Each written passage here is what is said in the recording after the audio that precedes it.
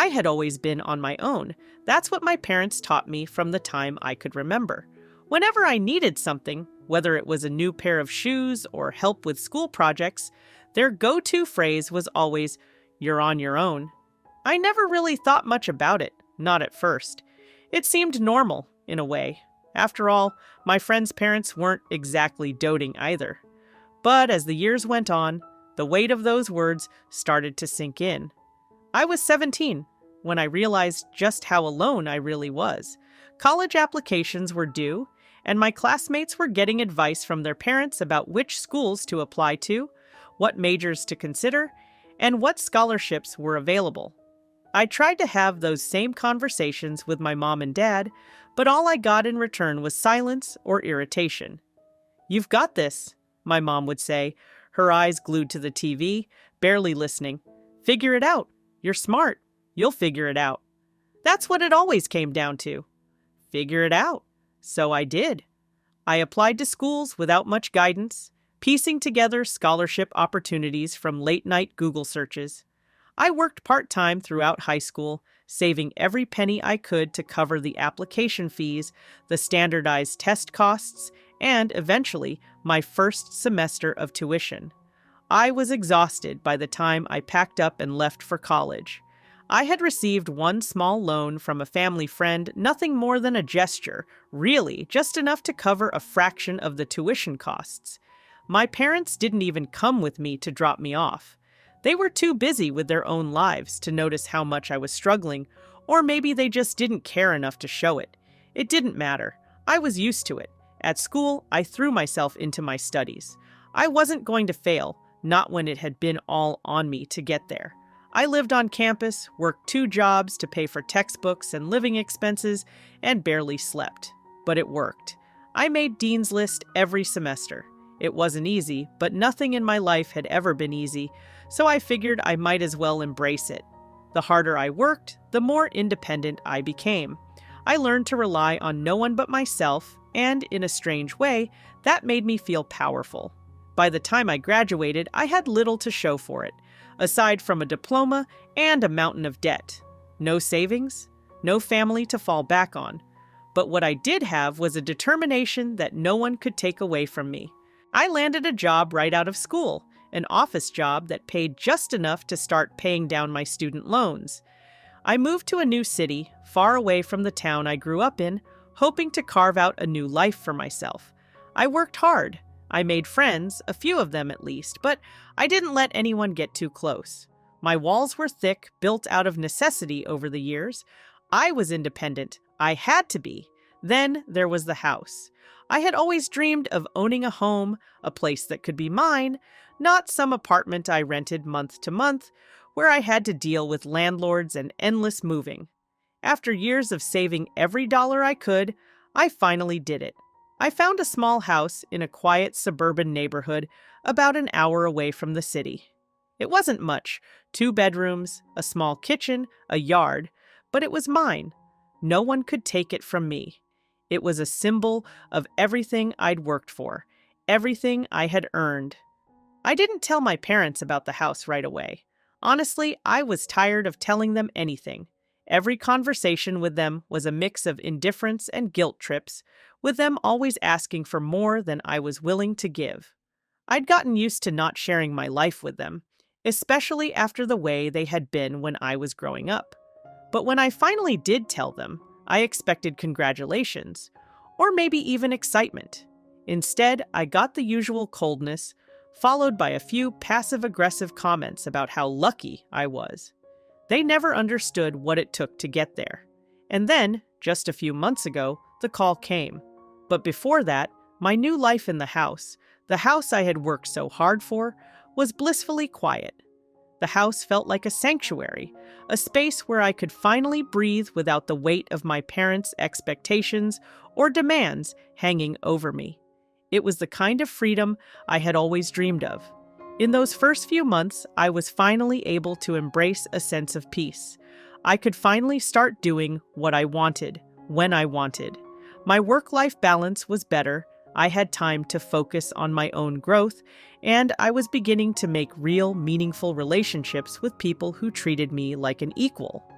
The phone didn't ring much, and when it did, it was only to catch up with friends or colleagues. No unsolicited calls from my parents asking for favors or acting like I owed them for their sacrifices. That's how it was supposed to be. But then came the call that would change everything. I should have seen it coming. The moment I saw the number flash across my screen, my parents' home phone number, I should have known that this wasn't just another checking in call. It had been a while since we spoke, and I wasn't exactly eager to pick up, but I figured it was better to get it over with. Maybe they'd want to ask how the new house was, or, dare I hope, ask how I was doing for once, instead of their usual routine of talking about their own problems. I took a deep breath before answering. "Hey, Mom." "Hey, sweetie. How have you been?" Her voice sounded casual, but there was something under the surface. I could feel it, even through the phone. "I'm good. Just settling in, getting used to the new place. How about you?" "Oh, we're fine," she replied quickly, her tone sharp. "We've been doing okay." A slight pause. "Actually, there's something we need to talk to you about." I felt the shift. My heart dropped a little, but I kept my voice steady. "Okay, what's going on?" "Your father and I have been talking about our future," she said. "We're not getting any younger, We don't have much saved up for retirement, and things aren't looking great for us. We were hoping you could help us out. Just a little—" I almost choked on my own breath. "Wait, what?" Her words came tumbling out before I could fully process them. "Well, your father and I were thinking about maybe retiring early, but we can't really afford to without some help. We've always helped you out in the past, and now that you're doing well, we were thinking you could help us." "Help them?" I felt the weight of her words settle over me like a stone.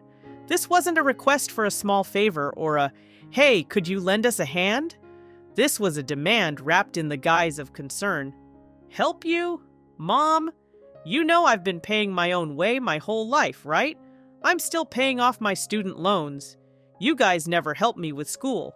Hell, I'm still paying rent when I can't even afford to save for much more than groceries, and now you want me to, what? Fund your retirement?" My voice was getting louder, more incredulous, but I couldn't help it. This felt insane. She let out a long sigh, a sound I'd come to recognize as the prelude to one of her guilt trips. "It's not like we want to be in this position, but we did what we could for you when you were younger. We sacrificed a lot, and now we're asking for a little help. You're in a good place now, so why not share a bit of that with us?" "A little help?" I couldn't believe what I was hearing. "You're asking me to fund your retirement after you've never once helped me out when I needed it? Are you serious right now?" I heard her sigh again. "It's not just for us. It's for the family. We've worked hard, and now you can give something back. We're your parents. You should want to help us. I don't think that's too much to ask, don't you?" My blood was boiling, but I forced myself to stay calm. "No, Mom. It's not just for the family. It's because you want to retire early and have me pay for it. I didn't ask you for anything when I was trying to pay my own way through college and working multiple jobs just to survive. I had to learn everything the hard way, and now you expect me to just write a check?" "Listen, we didn't have it easy either, she snapped. "We sacrificed our own dreams so you could have a better life. You wouldn't even have this house if it wasn't for us pushing you to be strong. You can't just turn your back on us now." I could feel the tears pricking the corners of my eyes, a mixture of anger and betrayal welling up inside me. "I didn't ask you to make sacrifices. You chose that, and I've been paying the price for it ever since. But I'm done with this. You never gave me a hand when I needed it, and now you think I owe you? No, I don't." There was a long pause on the other end of the line. The silence stretched on until her voice broke through, quieter now, almost pleading. "Sweetie, we're just asking for a little bit of help. Don't you want us to enjoy our retirement? Please don't turn your back on us." I closed my eyes, squeezing the phone tight in my hand.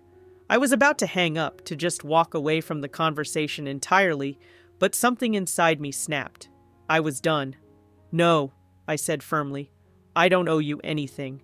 I'm not helping you retire, and I'm not going to let you guilt me into doing it.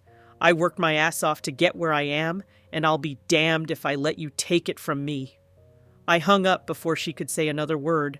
My heart was pounding in my chest, and I felt this overwhelming sense of dread crawl up my spine. My parents had always been manipulative, but this was beyond anything I had ever expected. I sat there, holding my phone in my hand, staring at the screen. It was over. They wanted me to finance their dreams after all the years they made me figure everything out on my own? They thought they could just demand what I'd earned, like I was some kind of walking ATM, but I wasn't their fallback anymore. I had built a life for myself, one that didn't include them. I had no idea what was coming next, but I knew one thing for sure. I wasn't going to let them get away with this. The days that followed the phone call felt like I was living in a nightmare. My parents weren't the type to let go of something they wanted, and it didn't take long for them to start calling again. But this time, there was no subtlety. The guilt trips were piled on thick, and every conversation left me feeling like I was suffocating. The first few times I picked up the phone, I had to brace myself. Every call started the same way, my mom's voice sweet and falsely concerned, trying to guilt me into helping them. "Sweetie, we've been talking about it, and we just don't know how we'll manage if you don't help us. You're the only one who can." Each time my response grew colder, more defensive. "No, Mom, I already told you, I'm not helping you. I've got my own life to live." But the calls kept coming, and then came the texts. They were relentless, daily reminders that I was a bad daughter. At first, it was my mom. "I don't know why you're doing this, sweetie. Your father and I have worked so hard for you. We just want a little help in our old age. This is how families work." A few days later, "You're really going to leave us to struggle like this? I never thought you'd turn your back on us. We've always been there for you, and now you're just walking away." I couldn't take it anymore. It was like I was trapped in this emotional prison I couldn't escape. Every time I picked up the phone, it was the same barrage of guilt, the same endless emotional manipulation.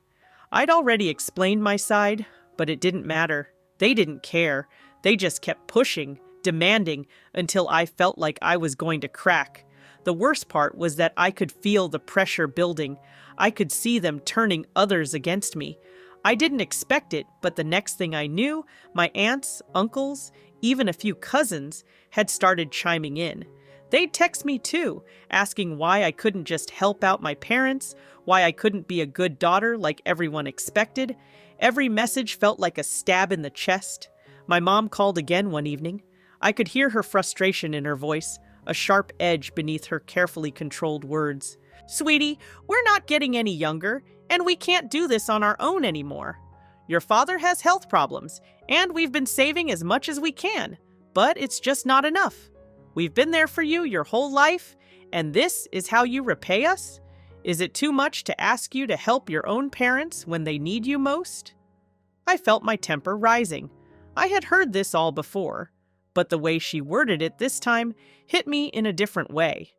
The manipulation was so blatant. The guilt-tripping, the victimization, it was all too much. I tried to keep my voice steady.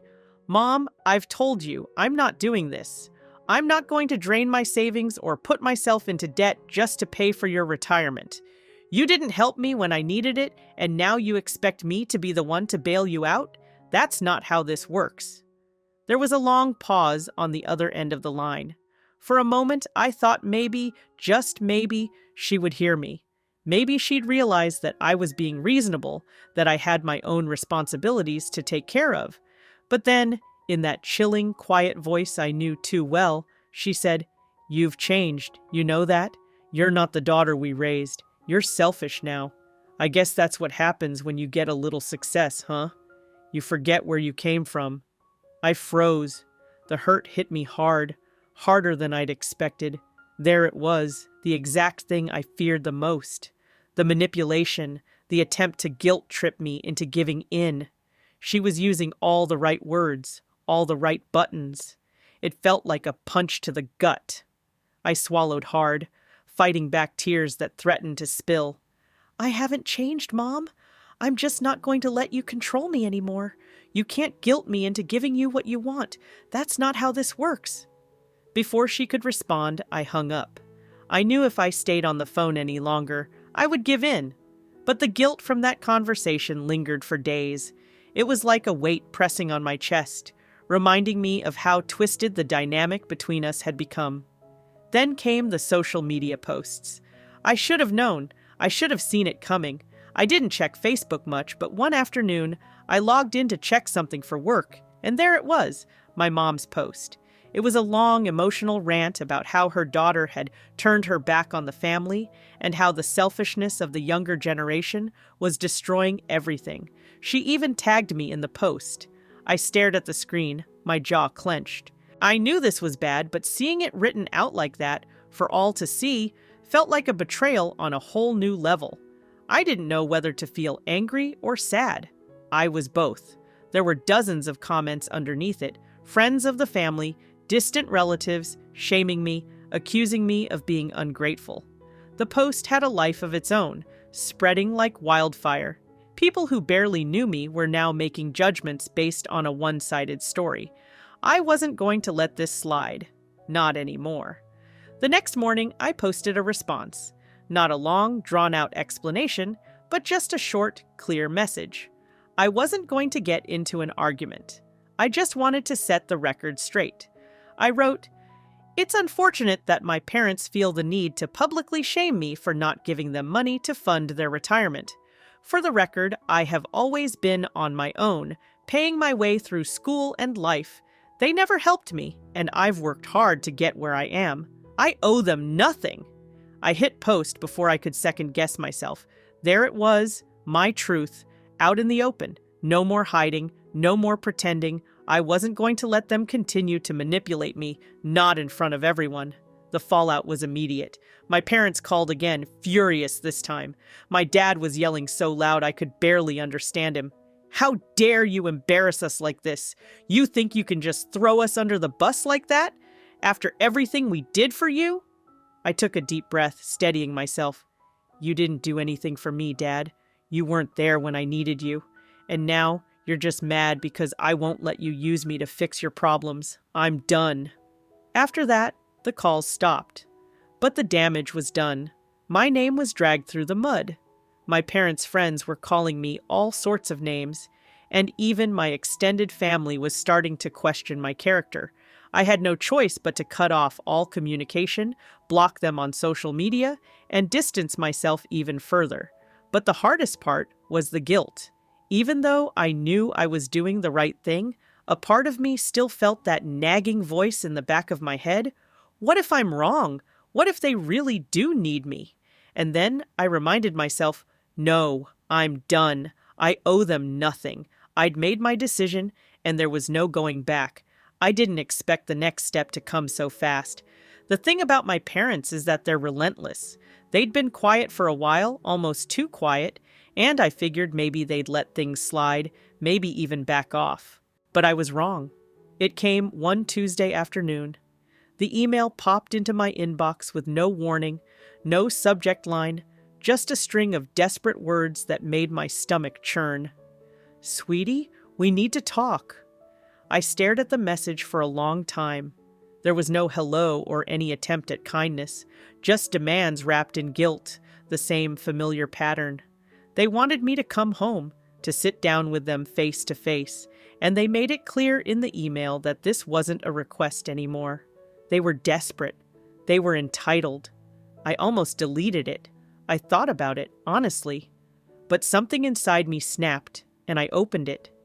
Maybe it was the buildup of all the months of their manipulation, the constant messages, the social media shaming, or maybe it was the simple fact that I'd had enough. I called my mom. I didn't waste time wondering if I should or if it was too late. It had already gone too far, and I was done being afraid. Her voice was exactly as I imagined, tight with emotion, an edge that was just on the edge of breaking. "You don't understand, do you?" she said, her voice shaking. "We don't know what to do. We've worked our whole lives, and now we're asking for your help, and you just won't give it. Do you know how that feels? After everything we've done for you?" I felt the wave of anger rising, but I bit my tongue. I wasn't going to let her bait me. You didn't help me when I needed it. I did everything on my own. You never cared about my struggles, and now you want me to fix your mistakes? Her tone shifted. It wasn't the plea I'd been hearing for months. It was something more calculating, more bitter. You think you're the only one who's worked hard? You think we didn't sacrifice for you? I didn't have the luxury of focusing only on myself when I was raising you. You think your success is all yours? You wouldn't be where you are if it weren't for us. The words hit me like a slap, cold and sharp. I am where I am because I worked for it. I didn't have anyone else to rely on, so I made it happen. You didn't sacrifice for me. You ignored me, treated me like I didn't matter. And now, all of a sudden, you think I owe you? Silence. A long pause stretched out between us, and I could feel my pulse hammering in my throat. I didn't know if I was shaking from anger or frustration, but the next thing she said caught me off guard. You owe us everything, everything, and you know it. I almost laughed, the bitterness rising in my throat. No, Mom, I owe you nothing. You chose not to help me when I needed it. You chose to make me fight for everything on my own. I didn't ask you for anything. You can't change that now just because you want something from me. I took a deep breath, forcing the words out with a sense of finality that surprised even me. And I'm not coming. I'm not going to sit down with you and talk this out. You had your chance when I was growing up. You had me, and you never saw me for what I was. Someone who needed support, someone who needed guidance. You didn't give that to me, so now you want me to give you everything? It's too late for that. The silence that followed was deafening. I could hear my mom's breath coming in quick, shallow bursts. Then, almost under her breath, she muttered, "You'll regret this." I didn't hesitate. "No, I won't." And with that, I hung up. I don't know what I expected after that. Maybe more calls, maybe more guilt trips, but I didn't anticipate the next move. A few days later, I woke up to a notification that my mother had posted again. This time, it was worse. The entire post was a full-fledged attack on me, a rant that made everything they had said feel like an understatement. She didn't just accuse me of being a bad daughter, she painted me as heartless, a person who had abandoned her family for the sake of her own selfish desires. She called me an ungrateful brat and claimed that I had never been grateful for everything they had done for me, that I owed them everything, and that I was going to ruin them. I stared at the post in disbelief. This wasn't just manipulation anymore. This was a full-out attempt to destroy me publicly. The post was filled with lies, twisting every part of our relationship into something ugly and unrecognizable. But this time, I didn't let the guilt take over. I didn't let the fear control me. I grabbed my phone and posted something of my own. It wasn't long or dramatic.